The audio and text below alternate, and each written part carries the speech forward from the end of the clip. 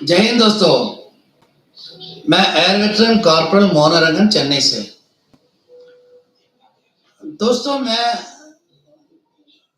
2 दिन से किसी का वीडियो नहीं देखा, लेकिन आज 2-3 वीडियो मेरे पास लोगों ने भेजा। उसमें सबसे पहला मैं एक वीडियो के बारे में बताना चाहता हूँ। अगर कोई आम आदमी या कोई वेटरन, आम वेटरन, ऐसा नहीं कि कोई संगठन से संबंधित नहीं है, एक आम वेटरन अगर वीडियो डालेगा या कुछ सुझाव देगा तो अच्छा है, क्योंकि उसके पास कोई साधन नहीं है अपना क्वेश्चन, सवाल या कुछ भी है वो रखने के लिए। एक संगठन जो है हमेशा अपने आप को, जब भी वो है ना अपना लेटर पैड लिखेंगे, वनली संगठन जो जेसीओ जवान के बारे में बात करते हैं, ऐसे संगठन का जो है एक जनरल सेक्रेटरी अपने आप को जो कहते हैं वो सुझाव दे रहा है। यानी कि जो 20 तारीख का जो आंदोलन और 12 तारीख का जो आंदोलन, इन दोनों एजिटेशन के बारे में, और लोगों को ये बता रहा है कि अगर आप दोनों का तुलना किया। पहले 20 तारीख का एजिटेशन है फैमिली पेंशन, सहायक भत्ता डिस्क्रिमिनेशन इसका है, और 12 तारीख वाला जो है इक्वल एमएसपी का जो केस है, और पॉलिसी मैटर फलाना डिकाना बहुत कुछ बताया। ये हर एक आम आदमी के दिमाग के अंदर नहीं घुसेगा। ये अपना ओवर स्मार्टनेस दिखाने का काम है। 20 तारीख को जो हमारा जो आंदोलन किस लिए है वो खुद ही बता रहा है कि फैमिली पेंशन के जो मुद्दा उठा रहे हैं।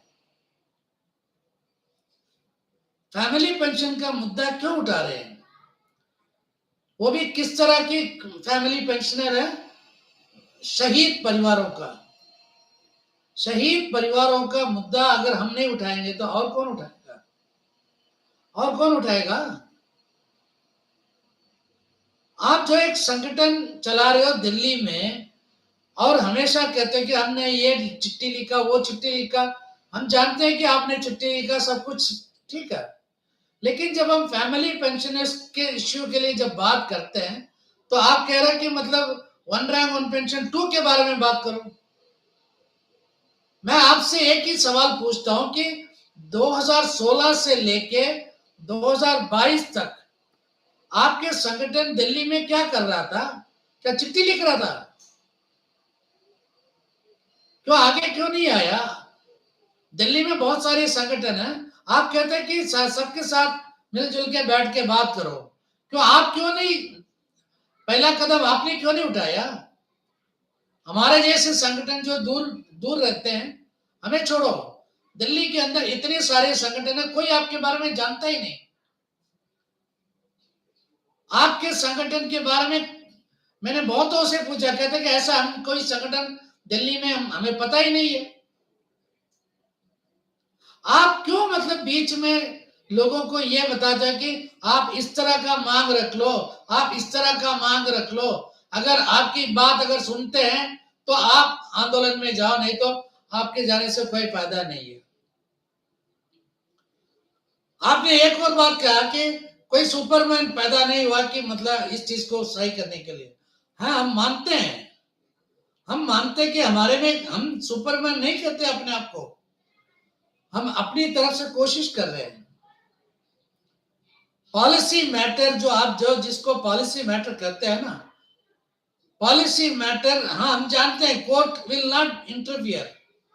पॉलिसी मैटर गवर्नमेंट के साथ मिलजुल के उसको एक सॉल्वेशन होता है, और उस पॉलिसी मैटर के बारे में आज तक जेसीओ जवान को कोई मौका नहीं मिला, सबसे पहली बात।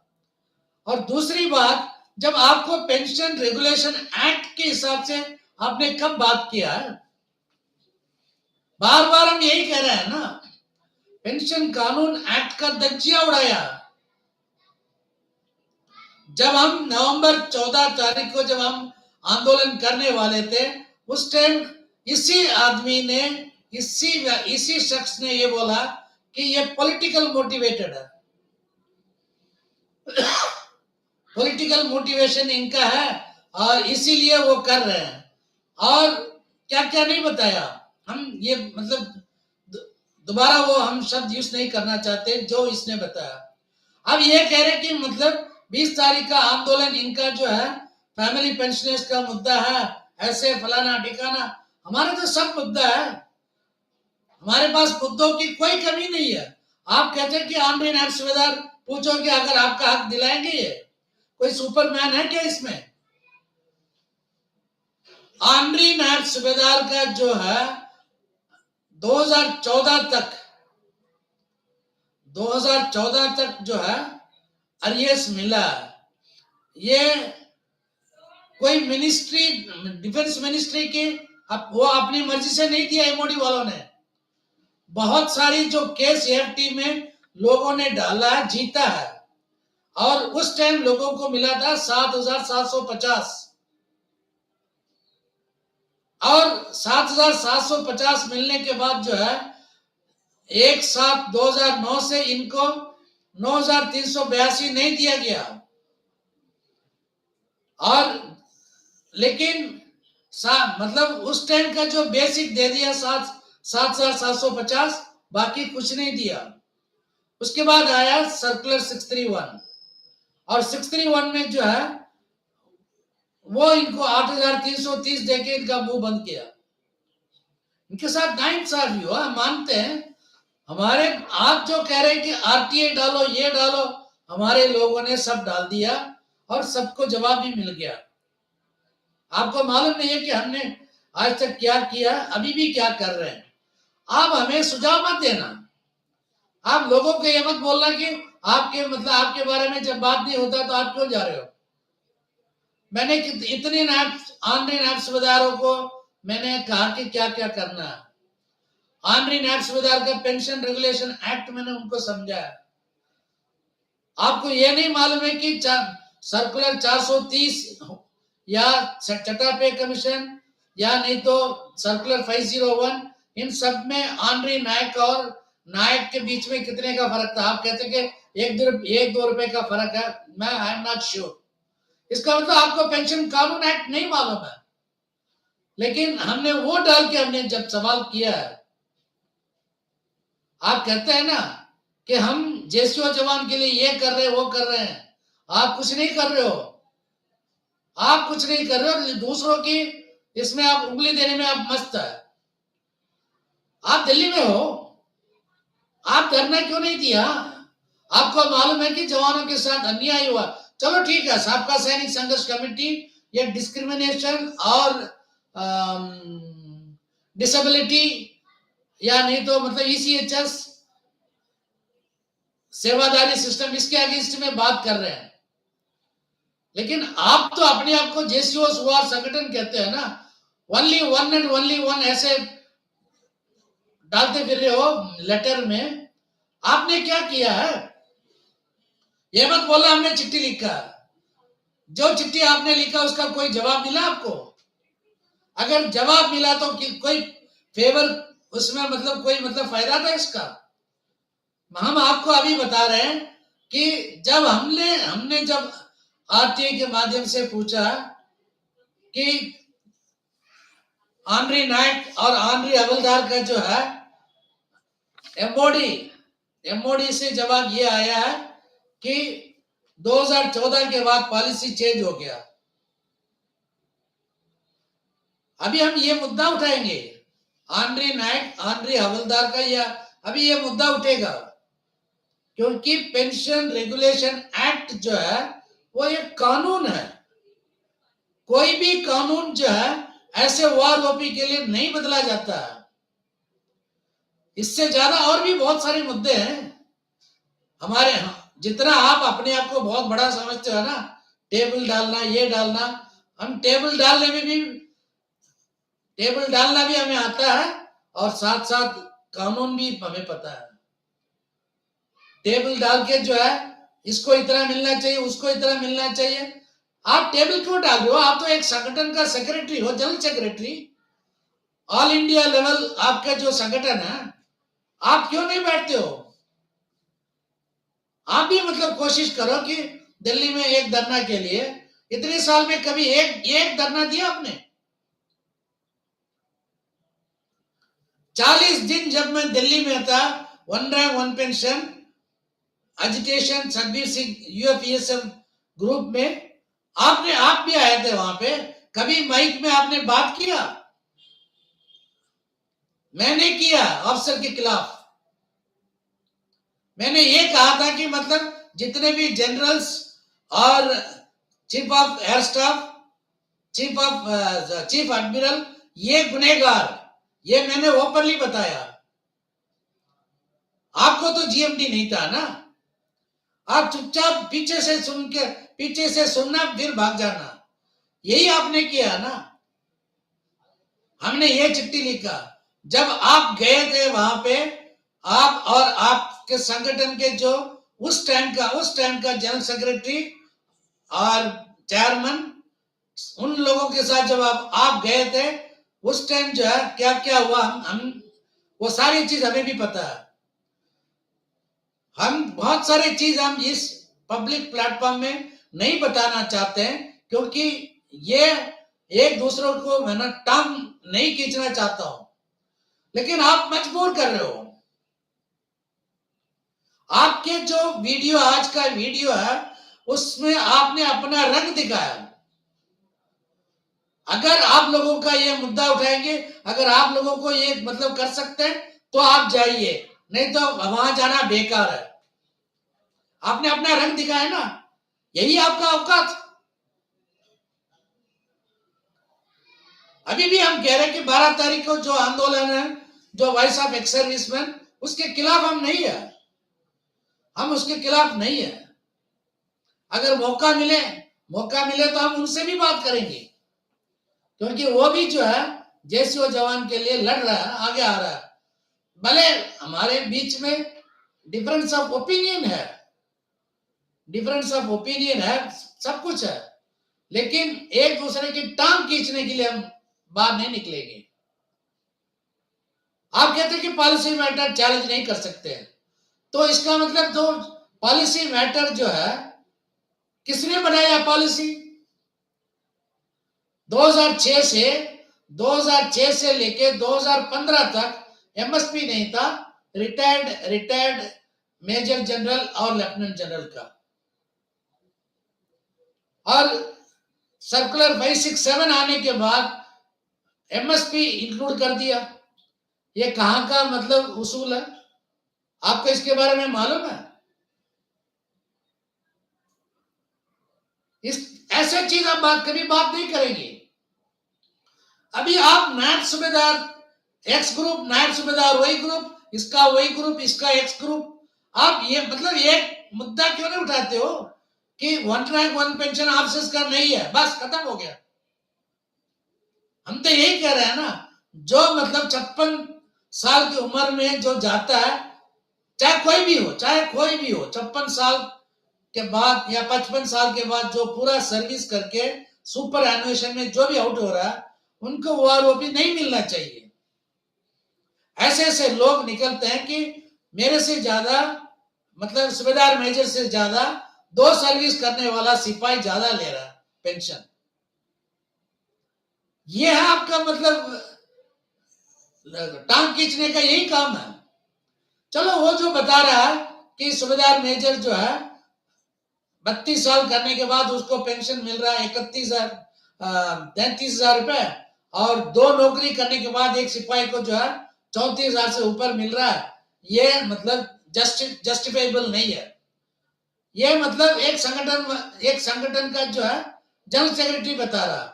चलो, वो तो ऑफिसर्स का संगठन है, वो तो ऐसे बताते रहेंगे, लेकिन टांग खींचने का काम अभी है ना ऑफिसर से ज्यादा हमारे लोग कर रहे हैं। एक दूसरा है मेरे ख्याल से वो भी मतलब उनका पता नहीं रजिस्टर्ड एसोसिएशन है या ऑर्गेनाइजेशन या ट्रस्ट है, हमें मालूम नहीं है। पहले एक ट्रस्ट के साथ जुड़ा हुआ था, फिर पता नहीं लेन देन का चक्कर हो गया या कुछ। मुझे तो जो मैं सुनता हूं वो मैं उस पर यकीन नहीं करता हूं, लेकिन 100% जो मैं सुनता हूं उसको मतलब 100% मैं ऐसे भी नहीं लेता हूं।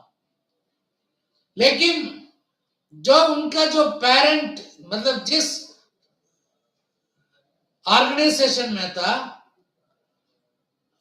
उस वेटरन्स ऑर्गेनाइजेशन का जो है वो ट्रस्ट, सड़क पे जो है ना कचरा उठाने वाला जो है उसको बुला के जय हिंद, एक उसको मतलब जय हिंद बोलने के लिए वो कहो, फिर 100 रुपया मेंबरशिप वेटरन्स नाम पे जो है पर्ची काट लो, वो भी एक मेंबर। कोई हिसाब किताब नहीं है, कोई हिसाब किताब नहीं है। आज तक उस संगठन में, उस ट्रस्ट में कितने लोगों ने पैसा दिया, कितना दिया, कोई अकाउंट नहीं है। इसी की वजह से उसमें जो भी मतलब अफिशिएटिंग पोस्ट में था वो सब बाहर निकल के उन्होंने अपना एक ऑर्गेनाइजेशन बनाया, अपना ऑर्गेनाइजेशन। अब वो बता रहे कि वो भी मतलब अभी आगे आ रहे हैं कि हम भी आंदोलन करेंगे और तारीख हम बहुत जल्द बताएंगे। इसका मतलब है 20 तारीख का ये आंदोलन को तोड़ने के लिए कितने लोग आएंगे अभी। दोस्तों अगर 100 आदमी आएगा ना फिर भी हम करेंगे ये काम। हमें मतलब ऐसे मतलब भीड़ दिखाने का काम नहीं है। अगर 100 आदमी आएगा ना वो 100 आदमी अपनी जान देगा। ऐसे नालायक एक दूसरे की टांग खींचने वाला हमें ऐसे जरूरत नहीं है। दोस्तों मैं अभी कह रहा हूं हमारे जो लड़ाई किस बेसिस में लड़ाई है, हमारी लड़ाई जो है फैमिली पेंशनर्स के साथ नाइंसाफी हुआ, नाइंसाफी। मैक्सिमम ऑफ द स्केल जो बता रहे हैं शहीद परिवार का मैक्सिमम ऑफ द स्केल 2014 के बाद क्यों कम हो गया, बाकी का छोड़ो, बाकी का तो फिर बाद में देखा जाएगा। लेकिन सर्कुलर 560 के बाद 555 में कम कैसे हुआ? और 666 में जो है जो वीर नारी जो मतलब 2 साल में जो शहीद हुआ है वो बेचारा उसके बीवी को क्या मिल रहा है अभी आपको मालूम है? इसके बारे में आवाज उठाना किसका काम है? संगठन चलाने वाले का। लेकिन संगठन चलाने वाला चुप बैठा है, वो दूसरों को मतलब चाबी दे रहा है कि अगर आपके बारे में बात करेगा तो आप सपोर्ट करो, नहीं तो सपोर्ट मत करना। यही आपका संगठन चलाने का मकसद। स्पेशल फैमिली पेंशन उनको मिलता है जो सर्विस के दौरान, सर्विस के अंदर एट्रीब्यूटेबल टू सर्विस मरते हैं। और 2 साल के अंदर किसी को खुदा न खासा कोई एमटी एक्सीडेंट या कुछ भी हो जाता है, उस परिवार को जो है स्पेशल फैमिली पेंशन मिलता है। लेकिन कितने मिलता है? 14,000 रुपए। शर्म नहीं आता? अब एक रिजर्विस्ट पेंशनर है, उसका पेंशन रेगुलेशन एक्ट 2/3 ऑफ सिपाही। आप लोगों ने क्या किया दिल्ली में बैठ के? हम यहां बैठ के जो है एएफटी में केस डलवाया और लोग एएफटी के थ्रू ले रहे हैं। आपने कितने लोगों के लिए किया है? जो 2006 से पहले जो आंद्री नायब सूबेदार की डेथ हो गया था उस परिवार को जो है सर्कुलर 631 के हिसाब से अरियर्स मिलना चाहिए। एक 2006 से वो एएफटी में जाने के बाद मिला। अभी आंद्री नायब सूबेदार एक्स वाई की बारे में बात कर रहे हो, उन फैमिली पेंशन के बारे में क्यों नहीं बात किया? क्या पता कि कल हमारे मृत्यु के बाद हमारे फैमिली भी इसी में आएंगे ना। आज हम जिंदा है इसलिए कुछ भी बात कर सकते हैं। अगर खुदा न खासा अगर आंद्री नायब सूबेदार हो, आंद्री नायक, आंद्री हवलदार, चाहे कोई भी आंद्री नायक हो, मतलब नायब सूबेदार तक, उन लोगों के साथ नाइंसाफी हुआ, उसकी वजह से फैमिली पेंशन कम हो गया। यही तो हम बताना चाहते हैं।